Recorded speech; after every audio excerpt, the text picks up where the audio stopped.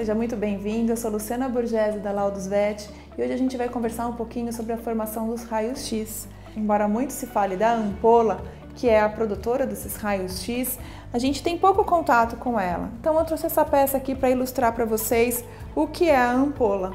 Essa ampola, ela fica fechada nesse cilindro de chumbo vedada, de forma que não tenha emissão de raio-x fora dessa estrutura, tá? Esse raio-x, ele só vai ser emitido, só vai sair dentro desse cabeçote. Então, essa daqui é uma ampola que faz a produção desses raios-x. O que acontece aqui? A gente tem cátodo e aqui a gente tem um anodo. Esse disquinho é um anodo giratório. Então, como que vai ser produzido isso daqui? A gente vai ter ele vai estar ligado a uma intensidade, a uma corrente elétrica, né? E a gente tem aqui dentro dessa parte do cátodo filamentos de tungstênio. São filamentos bem fininhos que chegam a 2 centímetros de comprimento e podem atingir até 3.000 graus Celsius de temperatura. Por quê? Durante a emissão dessa corrente elétrica, a gente vai ter uma nuvem de elétrons. Esses elétrons eles vão ser emitidos por essa carga elétrica e aí, por uma diferença de potencial, eles vão até o anodo giratório ou fixo. A partir do momento que esses elétrons atingem o nosso anodo, a gente tem a produção de calor e de radiação. A produção de radiação que a gente tem é muito pequena, comparando com o calor que ele produz. Então, quando você coloca a mão na ampola ou no cabeçote do aparelho, você sente essa temperatura maior. Então, como que funciona? Esses raios-x eles vão ser produzidos e a gente tem como dosar essa radiação através da nossa mesa de comando e a gente tem a orientação com relação à intensidade dessa corrente, que a gente vai chamar de miliamperagem. Então, quanto maior a miliamperagem, maior vai ser a produção dos elétrons. Essa produção de raios-x, ela acaba sendo produzida por um tempo, que acaba sendo um fator que a gente consegue também comandar na nossa mesa. Quanto menor o tempo de exposição, vai ser melhor, porque a gente não tem como lidar com um paciente, por exemplo, que está muito dispneico, muito ofegante, para os artefatos de movimento. A quilovoltagem, que é outra variante que podemos mexer nos nossos fatores de exposição, está associado à penetrabilidade desses raios-x na região de estudo. Então, quanto maior o kV, a quilovoltagem, maior a capacidade de atravessar a região. Por isso que essa variante está relacionada com a espessura. Então, a miliamperagem vai estar associada com a quantidade de raios-x produzidos e a quilovoltagem com a qualidade desses raios-x. Quanto maior o kV, maior a capacidade de atravessar essa região em estudo. A gente tem ainda a variante do tempo, que vai estar associada com a miliamperagem por segundo, que vai ser determinante nos nossos fatores de exposição. Embora as imagens digitais elas tenham facilitado bastante com relação a pequenas falhas técnicas, a gente tem que ter consciência de que é necessário sim o conhecimento desses fatores de exposição.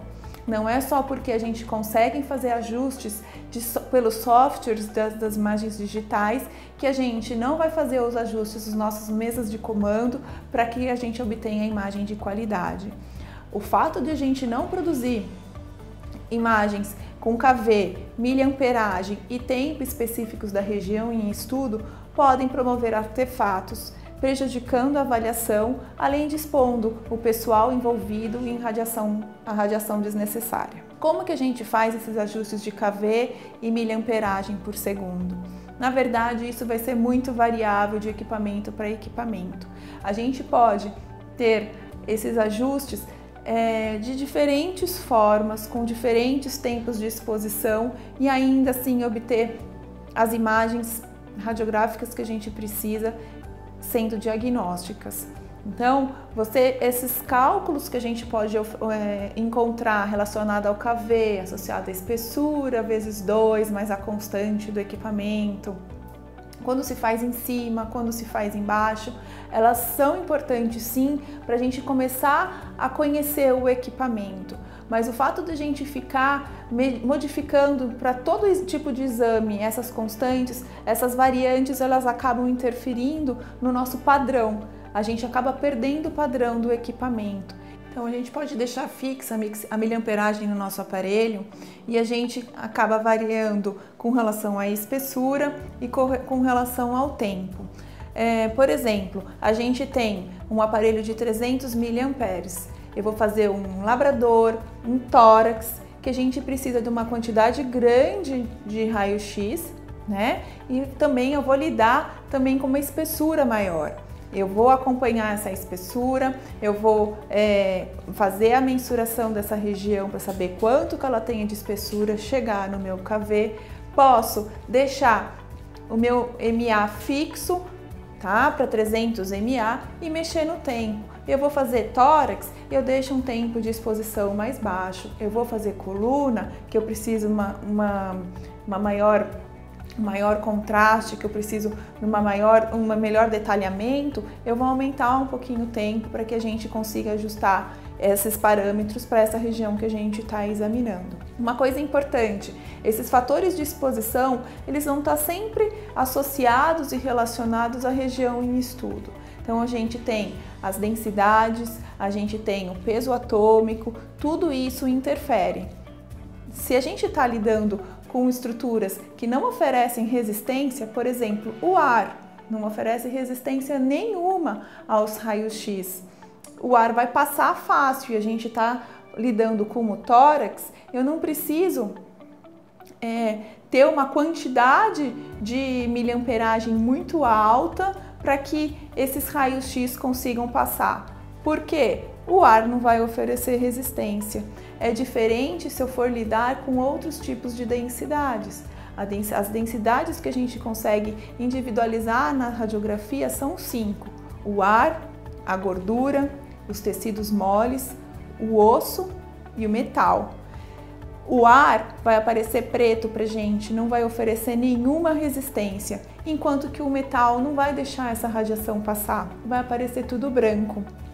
Com base nessas regiões que a gente vai examinar, com base nessas densidades da região em estudo, a gente vai manipulando as nossas técnicas de acordo com essa região de interesse. Eu sou Luciana Burgesi da Laudos Vet, espero que vocês tenham aproveitado bastante essas informações que a gente trouxe para vocês. É um conteúdo denso, mas se você tiver dúvida pode deixar aqui nos comentários que a gente vai atender você com o maior prazer. Não se esqueça de se inscrever no nosso canal, curtir as nossas redes sociais e ativar a notificação para receber as nossas novidades. Até a próxima!